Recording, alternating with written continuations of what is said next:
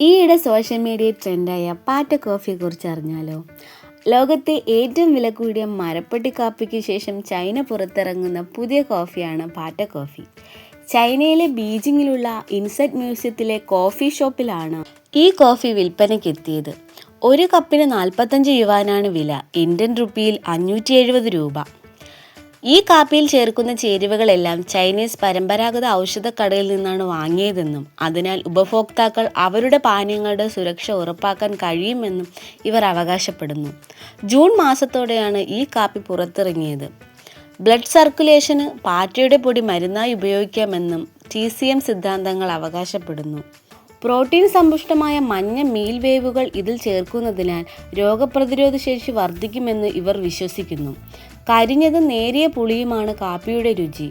യുവാക്കളാണ് ഈ കാപ്പി കൂടുതലായും കുടിക്കുന്നത്. എന്നാൽ എത്ര പണം നൽകിയാലും ഇത് കുടിക്കാൻ ധൈര്യപ്പെടില്ല എന്ന് പറഞ്ഞവരുമുണ്ട്. ഈ കാപ്പി കൂടാതെ വറുത്ത പുഴുക്കളിട്ട കോഫിയും വറുത്ത മുളകും എരിവുള്ള കുരുമുളകിട്ട കോഫിയും എല്ലാം ചൈനയിൽ പ്രചാരത്തിലുണ്ട്. നിങ്ങൾ ഈ കോഫി കുടിക്കുമോ? കമൻറ്റ് ചെയ്യൂ.